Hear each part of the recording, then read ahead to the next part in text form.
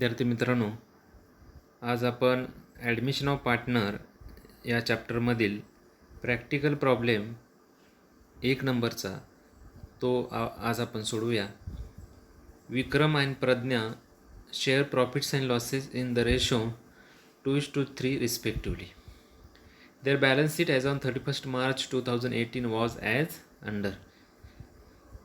प्रॉब्लेममध्ये जे काय सुरुवातीची वरची जी लाईन दिलेली आहे त्याच्यामध्ये आपल्याला माहिती सांगितलेली आहे. विक्रम आणि प्रज्ञा ह्या 2 पार्टनर्स आहेत आणि त्यांचा प्रॉफिट अँड लॉसचा शेअर किंवा जे प्रमाण आहे ते 2:3 प्रमाणात दिलेलं आहे आणि त्यांचं बॅलन्स शीट हे 31 मार्च 2018चं खालीलप्रमाणे दिलेलं आहे. त्यांचं बॅलन्स शीट लायबिलिटीज आणि ॲसेट्स अशा स्वरूपात दिलेलं आहे. त्याचा आपण नंतर विचार करू. त्यानंतर खाली जो पॅरेग्राफ दिला आहे त्याच्यामध्ये they agreed to admit Avani as a partner on 1 April 2018 on the following terms. म्हणजे विक्रम आणि प्रज्ञानं अवनीला बिझनेसमध्ये ॲडमिट करून घेतलेलं आहे खालील अटीवरती. 6 टर्म दिलेले किंवा 6 अटी दिलेल्या आहेत. त्याचाही आपण नंतर विचार करू.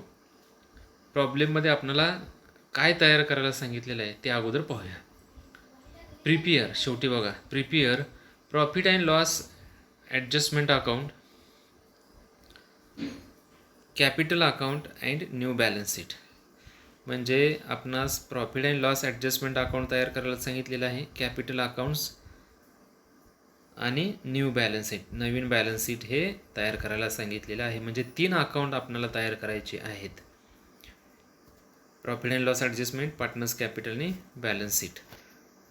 मग आपण 3 अकाउंट तयार करून घ्यायची. सुरुवातीला तुम्ही काय करायचं, एक 7 ते 8 लाईनचं profit and loss adjustment account तयार करून घ्यायचं. वरती लिहायचं in the books of partnership firm, debit column, डेबिटला particulars amount rupees, particulars amount rupees आणि क्रेडिट.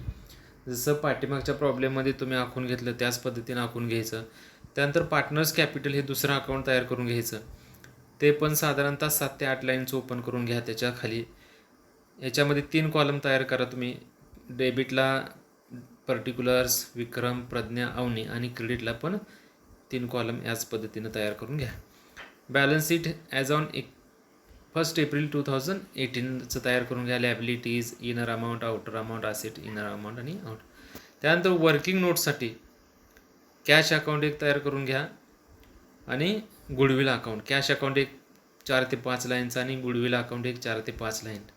आणि त्याच्या खाली वर्किंग नोट तयार करायचे आहे आपल्याला. Working note capital, calculation of new ratio आणि टोटल कॅपिटल आपल्याला ॲडजस्ट करायला सांगितलेलं आहे. ते वर्किंग नोटमध्ये तुम्हाला आपण प्रॉब्लेम सोडत असताना सांगतो किंवा त्याच्यावरती आपण चर्चा करू. तर सुरुवात करूया लॅबिलिटीपासून. क्रेडिटर्स दिलेलं आहे. क्रेडिटर्स हे बॅलन्स शीटच्या लॅबिलिटी साईडला घेऊया आपण. Creditors, balance sheet, liability side शेवटी घ्या किंवा निम्म्यापासून सुरुवात करा तुम्ही. बॅलन्स शीट हे एक अर्ध पेज आखलेलं असतं. तुम्ही निम्म्यापासून सुरुवात करायची. क्रेडिटर्स लिहा आउटरला 1,05,000 रुपये. त्याच्यानंतर कॅपिटल बॅलन्सेस दिलेत बघा. विक्रम आणि प्रज्ञाचा 75,000 आणि 75,000. कॅपिटल बॅलन्सेस हे कॅपिटल अकाउंटच्या क्रेडिट साईडला ब्रॉड डाऊन करून घ्यायचे. 75,000 आणि 75,000. अवनीचं तर त्यांनी दिलेलं नाही. अवनी बिझनेसमध्ये आत्ता नवीन आलेली आहे. समजलं. कॅपिटल बॅलन्सेस नेहमी कॅपिटल अकाउंटच्या क्रेडिटला ब्रॉड डाऊन करून घ्यायचे. आउटरला नाही, त्यांच्या कॉलममध्ये विक्रम आणि प्रज्ञाच्या 75,000 आणि 75,000. हे झालं लॅबिलिटी साईड. समजलं. लॅबिलिटी साईडमध्ये कोणाला अडचण नाही. असेट्समध्ये कॅश बॅलन्स दिलेला आहे 7,500. कॅश अकाउंट आपण ओपन केलेलं आहे बघा. कॅश अकाउंट त्याच्या डेबिट साईडला टू बॅलन्स ब्रॉड डाऊन करून घ्यायचं 7,500. समजलं. कॅश बॅलन्स कॅश अकाउंटच्या डेबिटला सुरुवातीला ब्रॉड डाऊन करून घ्या. त्याच्यानंतर land and building, plant, furniture, stock, debtors सर्व असेटला जाणारे बॅलन्सेस आहेत. लँड अँड बिल्डिंगवरती ॲडजस्टमेंट आहे. प्लांटवरती लँड अँड बिल्डिंगवरती आहे, प्लांटवरती नाही. फर्निचरवरती आहे आणि स्टॉकवरती आहे आणि डेटर्सवरती पण आहे.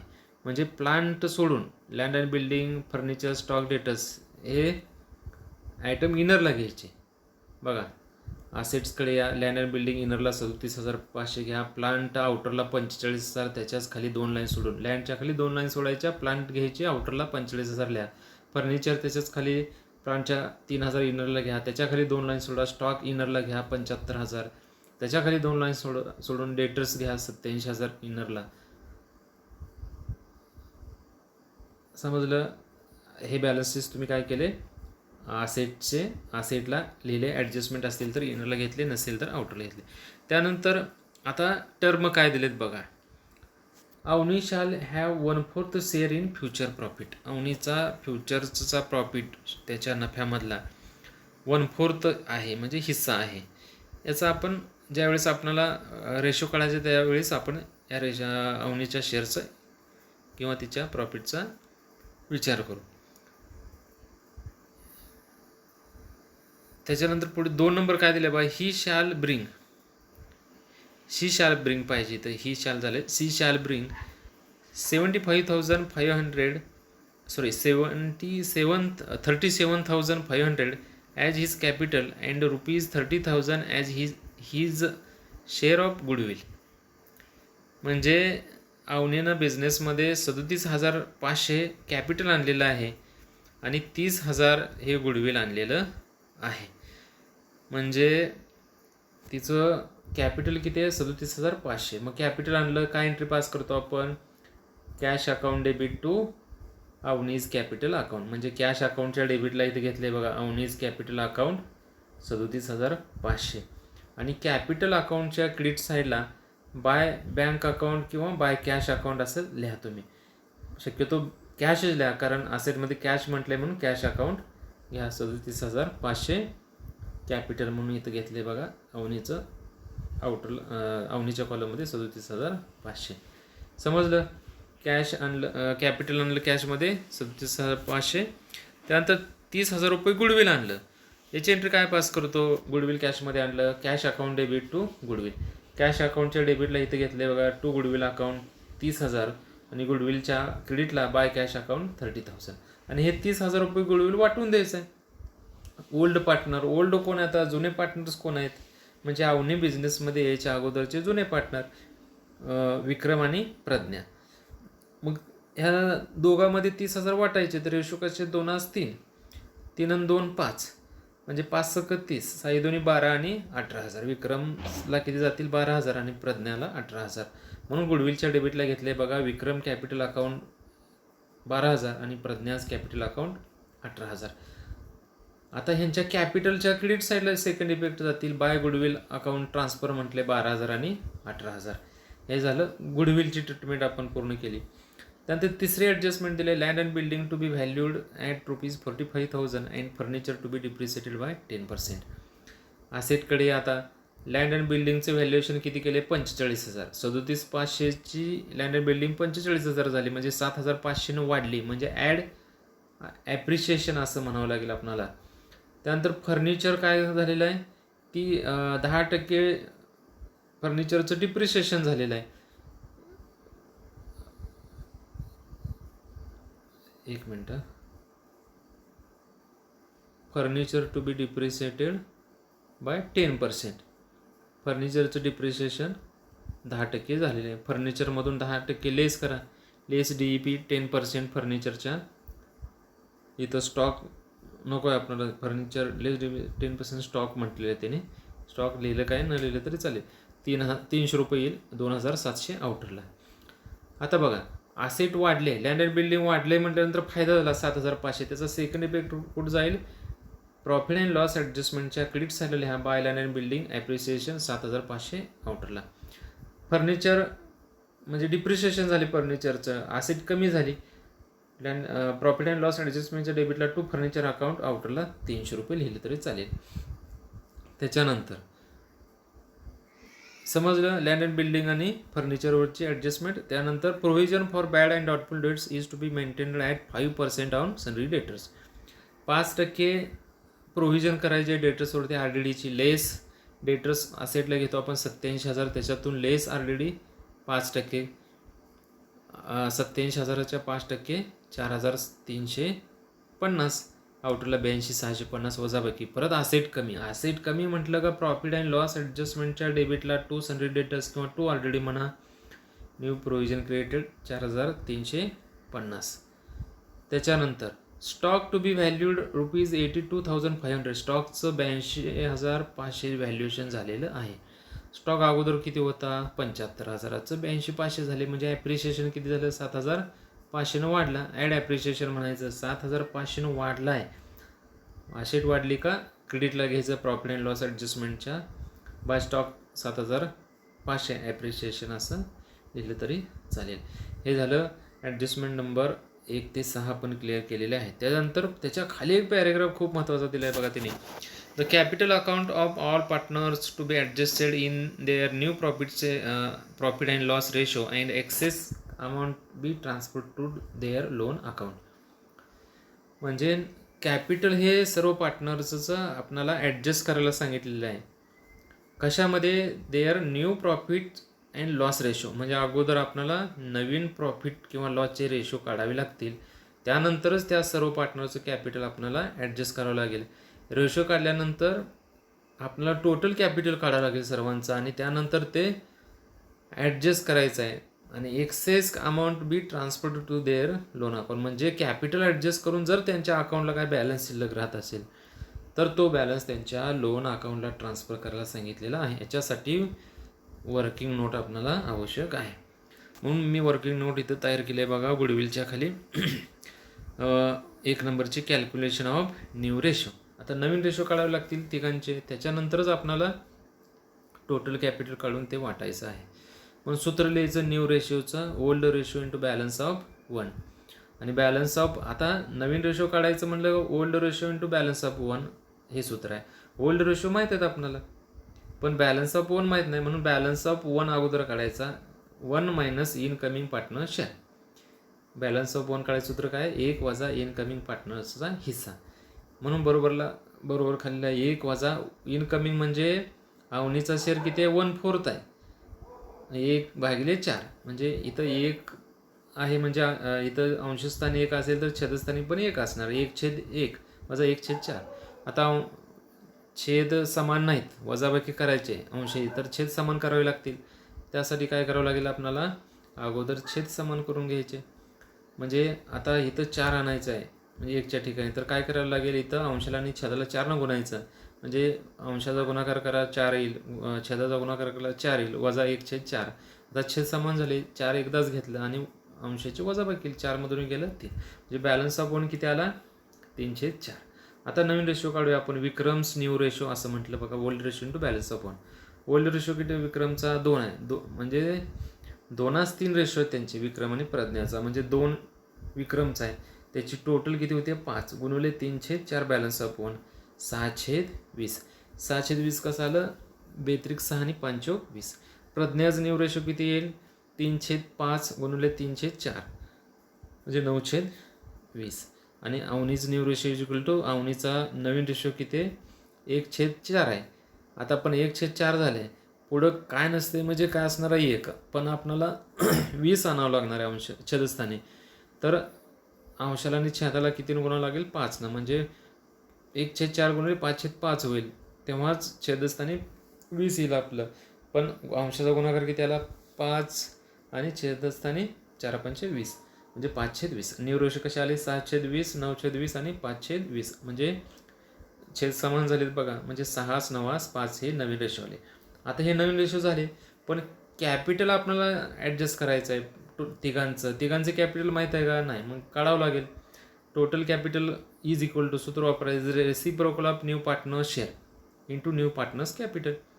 रेसिप्रोकल म्हणजे काय करायचं न्यू पार्टनर कोण आहे अवनी तिचा शेअर किती आहे नवीन 1/4 आहे. रेसिप्रोकल म्हणजे उलटं करायचं 4ला अंशस्थानी घ्यायचं छेदस्थानी 1 घेणार गुणुले 37,500 तिचं कॅपिटल आहे. 4 गुणुले 37,500 गुणाकार केला तर 1,50,000 रुपये टोटल कॅपिटल आलं. आणि हे ह्या नवीन रेशोमध्ये वाटायचं 6 9 5 म्हणून विक्रम शेअर इन टोटल कॅपिटल बरोबर. आता विक्रमचा हिस्सा काढायचा 1,50,000 मधला बरोबर 6/20 20, कारण 6, 9, 5 याची टोटल किती येईल 20 गुणिले 1,50,000 बरोबर 45,000. आणि Pragya share in T C म्हणजे टोटल कॅपिटल बरोबर 9/20 गुणिले 1,50,000 बरोबर 67,500. Avani share in T C बरोबर 5/20 गुणिले 1,50,000 बरोबर 37,500. इथं जर तुम्ही क्रॉस चेक केलं तर 37,500 शेवटी अवनीचा हिस्सा यायला पाहिजे, तरच आपलं वाटप बरोबर आहे असं म्हटलं जातं. आता हे टोटल कॅपिटल आपल्याला ॲडजस्ट करायचं आहे. म्हणजे काय करायचं आहे, पार्टनर्स कॅपिटलच्या डेबिट साईडला इथं घेतलं आहे बघा, शेवटी टू बॅलन्स कॅरीड डाऊन 45,000, 67,500 आणि 37,500. आणि हेच कॅपिटल लगेच बॅलन्स शीटच्या लॅबिलिटी साईडला capital partners capital account heading खाली सुरुवातीला घ्यायचं. विक्रम, प्रज्ञा आणि अवनी जेवढं ॲडजस्ट केलं तिकडं कॅरी डाऊन केलेलं इकडं ओपनिंगला घ्यायचं. 45, 67,500 हे 1,50,000 टोटल. त्याच्यानंतर आपल्याला अकाउंट आता क्लोज करायचे. सुरुवातीला profit and loss adjustment close करू. टोटल क्रेडिट साईडची जास्त आहे बघा, 7,500 म्हणजे 15,000. 15,000 डेबिटला घेतले आणि जर वजाबाकी केली 15,000मधून हे 300 आणि 4, 300 म्हणजे 4,650 वजा केले तर वजाबाकी 10,750 म्हणजे प्रॉफिट येतो. टू पार्टनर्स कॅपिटल अकाउंट म्हणा, to profit on P&L ADJ transfer to capital म्हणा, चालेल. आता 10,350 हा दोघांचा आहे, विक्रम आणि प्रज्ञाचं. वाटप करायचं 2-3 पद्धतीनं. तर 4,150 विक्रमला आणि प्रज्ञाला 6,210. ट्रान्सफर कॅपिटलला केला क्रेडिट साईडला बघा, इथं by profit and loss adjustment account profit on revaluation म्हटलं, 4,150, 6,250. कॅपिटल अकाउंट क्लोज करायचं. कोणती साईड जास्त अवनीची क्रेडिट साईड 37,500 डेबिटला पण लिहा. प्रज्ञाची पण क्रेडिट साईड जास्त आहे बघा, 75,18 आणि 6,200 म्हणजे 99,210. 99,210 डेबिटला घेतले. विक्रमचे 91,140, 91,140 डेबिटला घेतले. आता हे तर बॅलन्सेस अगोदरचे आहेत 45, 67,500. आता 91,140मधून 45 जर मायनस केले तर राहतील किती 46,140 आणि 99,210 मधून 67,500 वजा केले तर राहतील किती 31,750. आणि इथं तर काय राहणार नाही, तेवढाच बॅलन्स बरोबर येतो त्यांचा, म्हणजे इथं झिरो बॅलन्स राहतो. मग आता हा एक्सेस बॅलन्स आहे त्यांचा, ट्रान्सफर कुठं करायला सांगितलं त्यांनी, पार्टनर्स लोन अकाउंटला. कॅरी डाऊन नाही करायचा, कारण हे ॲडजस्ट केलेलं आहे हे तीन बॅलन्सेस. आता राहिलेला एक्सेस जो आहे तो त्यांच्या लोनला ट्रान्सफर करायचा आहे डेबिट. मग 46,140 आणि 31,710 हे पार्टनर्स लोन अकाउंट असं घेऊन त्यांच्या लोनला ट्रान्सफर करायचे. त्याच्यानंतर हे बॅलन्स लोन म्हटलं का बॅलन्स शीटच्या लॅबिलिटी साईडला, म्हणून खाली घेतले बघा कॅपिटल खाली पार्टनर्स लोन अकाउंट विक्रम प्रज्ञा, येनरला ते 46,110 आणि 31,710 आणि टोटल 77,850. जर त्याच्यानंतर आपल्याला बॅलन्स शीट क्लोज करायच्या अगोदर कॅश क्लोज करूया. कॅशची टोटल बघा, डेबिट साईड 75,000 येते, क्रेडिटला काहीच नाही म्हणून 75,000ला 75,000 लिहायचे आणि बाय बॅलन्स इथं ब्रॉड डाऊन ऐवजी कॅरीड डाऊन म्हणा, इथं मिस्टेक झाली, ब्रॉड डाऊन ऐवजी कॅरीड डाऊन 75,000 म्हणजे हा बॅलन्स कुठे जातो परत बॅलन्स शीटच्या असेट साईडला. कॅश बॅलन्स 75,000 रुपये कॅरी डाऊन केल्या इकडे असेटला येतो. गुडविल 30ला 30,000 क्लोज होईल. आणि त्यानंतर बॅलन्स शीट आपलं बेरीज करा बॅलन्स शीटची लॅबिलिटी आणि ॲसेट्सची. तर लॅबिलिटी ते 3,32,850 आणि ॲसेट्स 3,32,850. अशा रीतीनं आपला हा प्रॅक्टिकल प्रॉब्लेम जो आहे तो 1 नंबरचा विक्रम आणि प्रज्ञाचा तो आपला इथं संपलेला आहे किंवा आपण तो सोडवलेला आहे. याच्यामध्ये जर काय आणखी काय प्रॉब्लेम असतील, या प्रॉब्लेममध्ये नवीन काय आहे तर कॅपिटल नवीन रेशो काढून टोटल कॅपिटल करून ते ॲडजस्ट करायचं, एवढंच पार्ट या प्रॉब्लेममध्ये नवीन आहे. अगोदरचा जो भाग आहे म्हणजे याच्या अगोदर झालेला आहे आपला, म्हणजे वरच्या ॲडजस्टमेंट रिव्हॅल्युएशनच्या किंवा कॅपिटलच्या किंवा गुडविलच्या. तर फक्त लक्षात काय ठेवा, टोटल रेशो कॅपिटल ॲडजस्ट करा म्हटलं का लक्षात ठेवायचं, नवीन रेशो काढायचे, त्यानंतर टोटल कॅपिटल करा आणि ते ते टोटल कॅपिटल त्या न्यू रेशोमध्ये सर्व पार्टनर्सला वाटून द्या आणि ते कॅपिटलच्या डेबिटला टू बॅलन्स कॅरी डाऊन करा आणि लॅबिलिटीला पण तेवढेच बॅलन्सेस घ्या. आणि राहिलेला एक्सेस बॅलन्स काय सांगितले प्रॉब्लेममध्ये, लोनला ट्रान्सफर करा म्हणतात का आणखी काय त्यांच्या कॅपिटलला ट्रान्सफर करा म्हणतात, हे पहा आणि प्रॉब्लेम सोडवा. याच्यानंतर आपण नेक्स्ट लेक्चरला आपण नंतरचा प्रॉब्लेम पाहूया. त्यानंतर काय अडचण असेल तर तुम्ही मला वैयक्तिक विचारू शकता. थँक्यू.